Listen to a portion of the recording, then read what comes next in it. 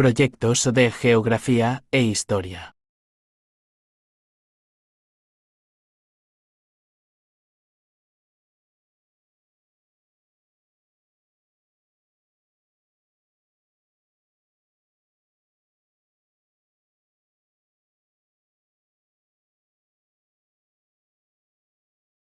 We are going to present the history of United States of America between the years 1870 and 1970.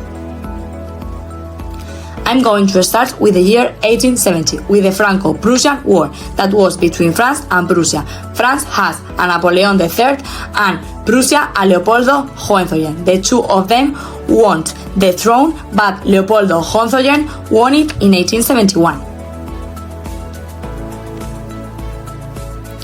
Also in 1871 was the Washington Treaty between United Kingdom and the United States of America. The Prime Minister of United Kingdom and the Prime Minister of United States of America signed a treaty that was to resolve Alabama claims and other international disputes between Canada and the United States of America. The Black Hills War was in 1876. That was between India and United States of America. They want the Black Hills because they find their gold. But United States of America say to the Indians that they have to go out of the war, so United States won the Black Hills. In 1881, assassination of James A. Point Garfield, that was the Prime Minister of United States of America. Chester killed him because he thinks that the things that James do are wrong. So became the Prime Minister, but the USA say that he killed James, so was sentenced 1 year later. In 1882, that was the Chinese Exclusion Act, that Chester, that was the President of USA, do an act that says that the people of China can't go to work on United States of America in an illegal form. The birth of USA as a world power. We go back to 1890 with the Wounded Knee Battle that made USA to project its influence beyond its borders. After this, in 1998, we have the Spanish-American War, that marked a turning point in US history and its rise as a world power, resulted a victory for US forces, and Spain seized the control of Puerto Rico, Guam, and the Philippines, that make US territories bigger and bigger. In 1904, in the Russo-Japanese War, USA mediated the conflict with the Treaty of Portsmouth, which ended the war. This created opportunities for USA to get a significant power in international relations. Racism and industrialism in the US were closely linked as the country consolidated its position as a world power. During this period, rapid industrialization transformed the economy but also intensified the racial divisions.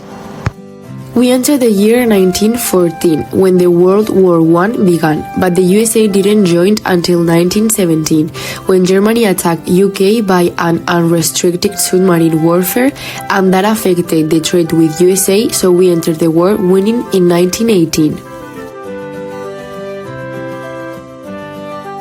In that year, President Woodrow Wilson set out the 14 points as a basis for peace negotiations to end World War I. While the war was happening, the population suffered the 1918 flu pandemic, women joined the labor force, and the economy suffered an inflation. The war was controlled by propaganda that promoted a patriotic idea and the participation on the war. When the war ended, the Roaring Twenties began, full with jazz music, cinema, and the Flappers. Harlem Renaissance. It was in the Harlem neighborhood of New York City, and saw a flourishing of African American art, literature, music, and politics. Everything was going well in the USA until the 1929, when a worldwide economic crisis began due to a stock market crash and isolationism that led to the Great Depression. The people suffered poverty and unemployment. Then President Franklin D. Roosevelt introduced introduced the New Deal in 1933 to 1938, that was a series of economic programs and reforms for recovering from the Great Depression. This created a liberalism ideology. On 1939, the World War II began. USA joined the war in 1941 after the Pearl Harbor attack by Japan the 7th of December. In 1942, the Manhattan Project started. It was a secret USA government initiative to develop an atomic bomb led by General Leslie R. Groves and G. Robert Oppenheimer. On 1945, they attacked the Japanese cities Hiroshima and Nagasaki on August 6th and August 9th, ending the World War II. The propaganda was still a way of controlling people's minds and lives, making them believe the ideals of superior people and not the actual truth. During these years, fascism and communist ideologies became very popular in the society. The Cold War started in 1947, and it was a war between USA and the Soviet Union. It involved arms race, espionage, and proxy wars, and it ended in 1991 with the collapse of the Soviet Union. In 1949, the NATO was created with the North Atlantic Treaty. Its aim was to guarantee the freedom and security of its member countries through political and military means. The founders of this organization were USA, UK, France, Canada, Italy, Netherlands, Norway, Belgium, Denmark, Portugal, Iceland, and Luxembourg. In 1950, the War of Korea started. North Korea invaded South Korea, and later the USA intervened to defend South Korea. Then, in 1953, the armistice was signed to cease fire. In 1957, the Eisenhower Doctrine appeared. It was a U.S. foreign policy declaration by President Dwight Eisenhower. It provided economic and military aid to Middle Eastern countries to prevent the spread of communism. In 1965, the right for vote was created, thanks to Martin Luther King Jr. It allowed African Americans and other minorities to vote, and it was crucial in the civil rights movement. In 1970, the crisis of capitalist model occurred, and it caused the stoppage of economic growth, rising energy prices, and intensified global competition. This contributed to high inflation, unemployment, and falling corporate profits. Good evening, everyone. Tonight, we're pleased to have with us the one and only Martin Luther King Jr. Hello, Martin. Thank you for taking the time to speak with us. As one of the most important civil rights leaders of the 20th century, you played a crucial role in advancing the cause of racial justice and equality in the United States. Can you tell us what inspired you to dedicate your life to this cause? Well, thank you for having me. My dedication to the civil rights movement was born out of my deep sense of justice and a belief in the power of non-violence to bring about social change. Growing up in the segregated South, I witnessed firsthand the devastating impact of racial discrimination on individuals and communities. My faith in God and my belief in the essential dignity of every human being drove me to speak out against injustice and work towards a more equitable society. You are perhaps best known for your iconic I Have a Dream speech, delivered during the March on Washington in 1963. Can you describe the impact of that speech on the civil rights movement and the broader struggle for racial equality? Well, the I Have a Dream speech was a pivotal movement in the civil rights movement, as it helped to galvanize support for the cause of racial justice and inspired people across the country to join the struggle for equality. In that speech, I sought to paint a vivid picture of a future in which people of all races could live together in harmony and enjoy equal rights and opportunities.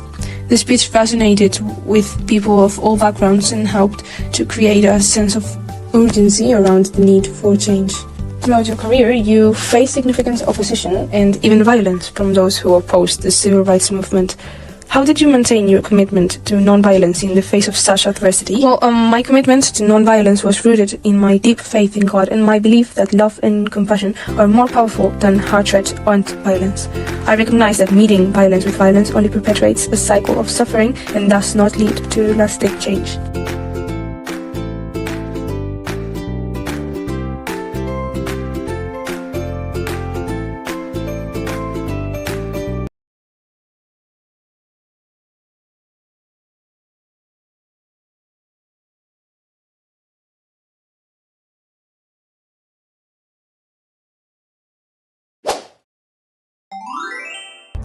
The Japanese territorial expansion. Japan at first wanted to invade Korea, China, and Russia.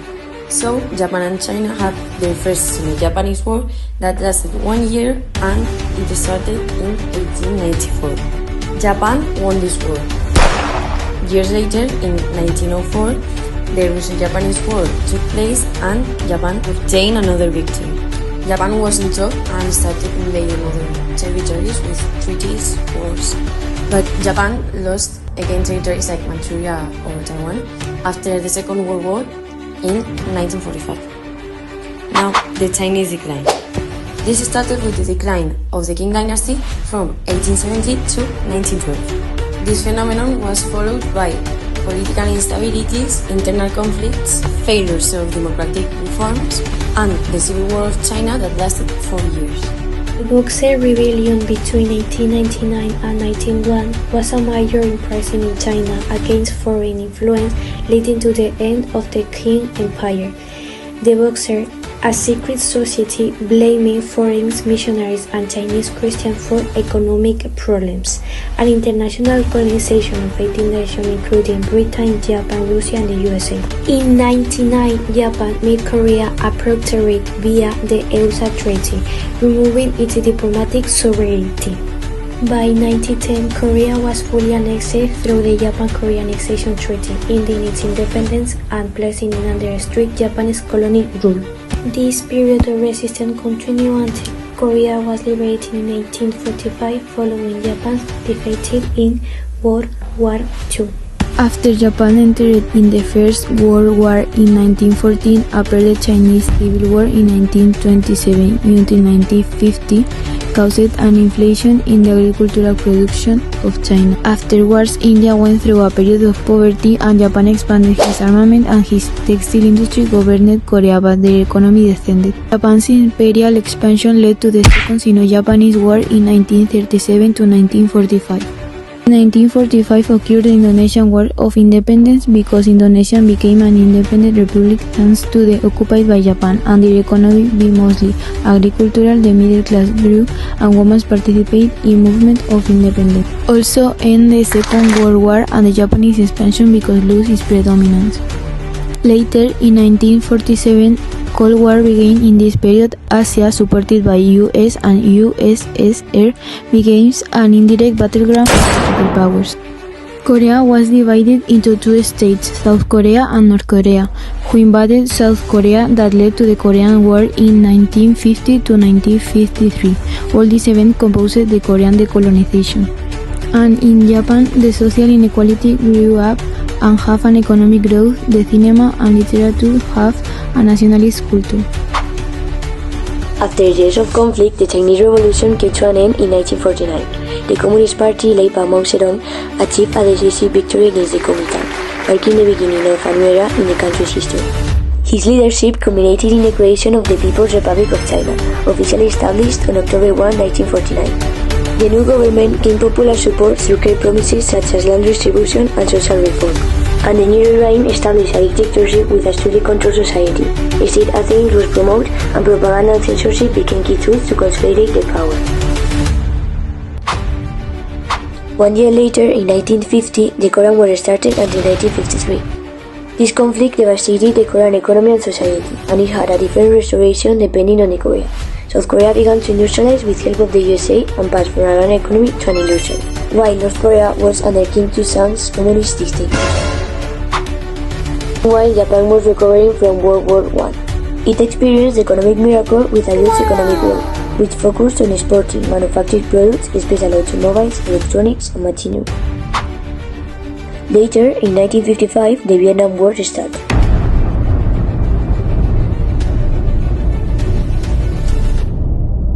It belonged to the Cold War and finished in 1975 with the North Vietnam victory. The Sino-Soviet split occurred in the 60s during Cold War. It was a political and ideological conflict between China and the Soviet Union because although both were communist, they differed in how to apply communism. After all this and countries gaining independence from colonial powers, regional cooperation started with the founding of ASEAN in 1977. Its main goals are to ensure regional stability, economic growth, and resolve disputes between. Some countries are Indonesia, Malaysia, Thailand, the Philippines, and Singapore. Finally, in the late 1960s, Japan had established itself as the second largest economy in the world, surpassing countries like Germany and UK.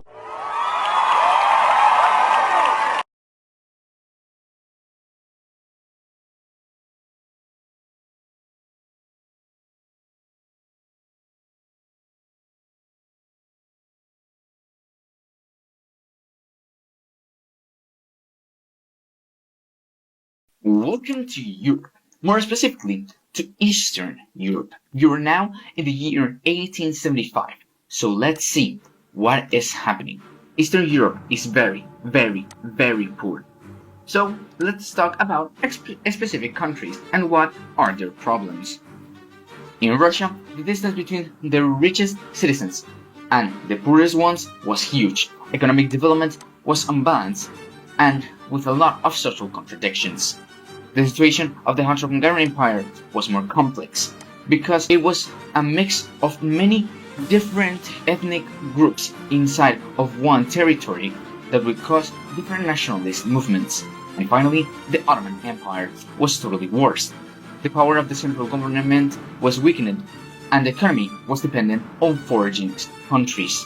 The dissatisfaction with Nicholas II and the rule of the Romanov family led to the Russian Revolution of 1905 and other revolutions that deserve their own video. But because of matter of time and because this is an oversimplified video, we need to summarize it. And in a summary, to respond to the revolution, the government drafted the October Manifesto in order to calm the waters. While in Turkey, the Young Turk Revolution started. In 1908, the Young Turks launched a revolution to end the dictatorship of Sultan Abdülhamid II and restore the 1876 constitution. In 1912, the First Balkan War erupted between the Ottoman Empire and the Balkan League, leading to the Ottoman Empire losing most of its territories in Europe in a harsh and horrible war. This conflict also contributed to Albanians' independence. And if one war wasn't enough, the next year, the Second Balkan War started. In 1913, the agreements between Serbia and Bulgaria over Macedonia's control led to the Second Balkan War. Bulgaria declared the war on Serbia and Greece, followed by Montenegro, Romania, and the Ottoman Empire entering the conflict. Bulgaria faced enemies on all sides and ultimately suffered defeat. Before World War I, Eastern Europe was primarily agrarian, with industrialization dominated by Western European powers. Many Eastern Europe countries, including the Ottoman Empire, faced heavy external debt. So what do we have in Eastern Europe? Huge political tensions, a hungry population, huge difference between social classes, a post-war situation in the Balkans, a lot of secret treaties and alliances that could cause a major conflict, and nationalist movements? Well, at least me, the Archduke of Austria-Hungary, is not going to do anything dumb. The conflict began in 1914 with the assassination of Archduke Franz Ferdinand of Austria-Hungary by a Serbian nationalist. This act set off a chain reaction, plunging the continent into war. In Eastern Europe, the Austro-Hungarian and Ottoman Empire declared war against Russia, and the other allies, as well as Germany, also declared war against Russia. They fought bitterly against each other in a harsh attrition war. Karl I, the Emperor of Austria-Hungary, witnessed his empire disintegration as the nationalist movements surged and World War I came to an end. While in Russia, Tsar Nicholas II's rule faltered under the pressure of the war. He did a lot of horrible things, such as political repression, social inequality, and person unrest, land ownership issues, his image, massacre of protesters, and in the World War I, he did a lot of military failures in his church, an economic collapse, and a discontent in his own army, famine, and inflation. All this caused that in 1917, the Russian Revolution erupted, overthrowing the monarchy and ending the centuries of imperial rule. After years of trying, Vladimir Lenin and the Bolsheviks seized power later that year promising peace, land, and bread. The Treaty of Brest-Litovsk in 1918 ended Russian involvement in the war, but ceded significant territory to Germany. Also, important mention to Bulgaria that also fought the First World War. The revolution was a turning point. The new Soviet regime implemented sweeping social changes, redistributing land to peasants and granting women with greater rights. Yet, civil war soon involved the nation, pitting the Red Army against the anti-Bolshevik forces. This is a really big topic, but the Russian Civil War can be summarized in a total win for the Red Army and a total defeat for the anti-Bolsheviks and their allies.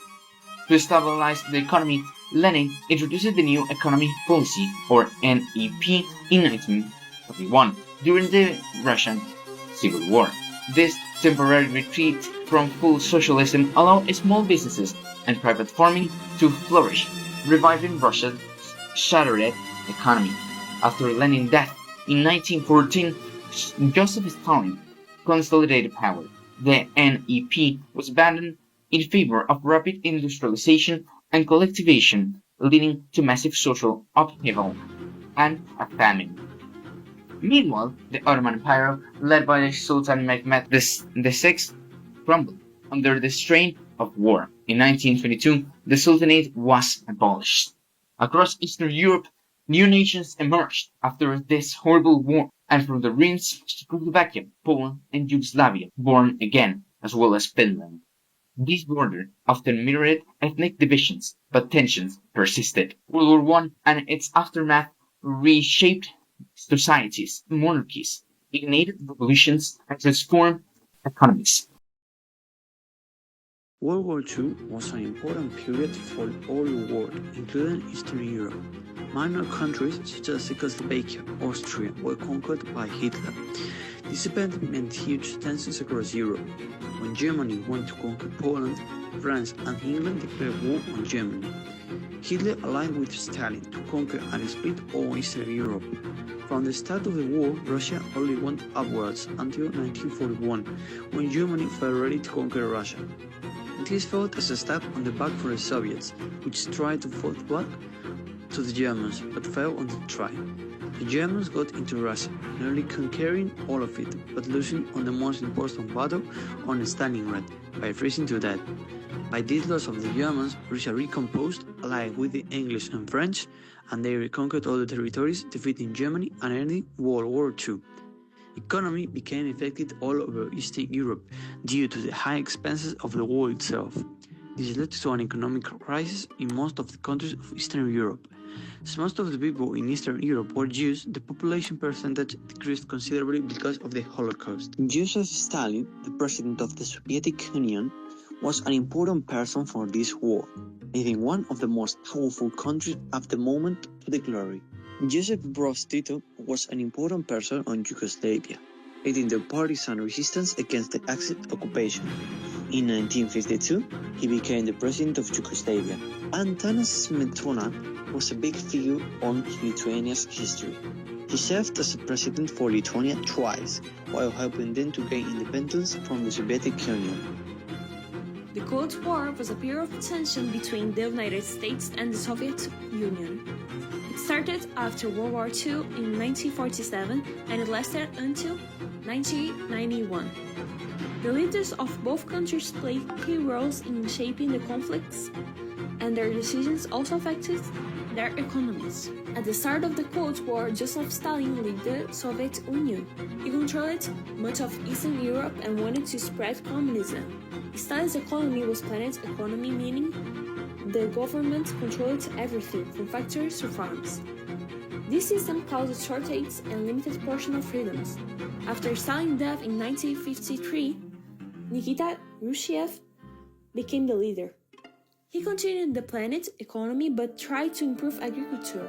Despite his efforts, the Soviet economy struggles because of the confused too much with having industrial and military power.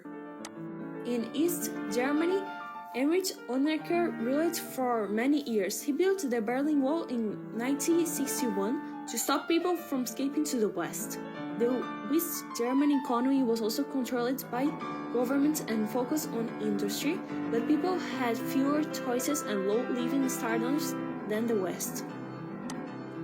Joseph Tito, the leader of Yugoslavia, also took a different approach. Tito didn't follow Soviet rules and allowed more independence in the economy, which helped Yugoslavia grow. Also, we want to remind that the propaganda, the censorship, the religious suppression, and the rise of youth movement characterized this period of time, as well as the creation of pacts such as the Comecon, the nationalist of industry, the agricultural collectivization, also a big mention for the Warsaw Pact, that it was a military bloc in response to the creation of NATO by the Western countries. By the 1980s, the Soviet Union was weakening while the US economy continued to grow. In the 1991, the Soviet Union collapsed and the Cold War ended, and the US remained the most powerful country in the strong capitalistic economy.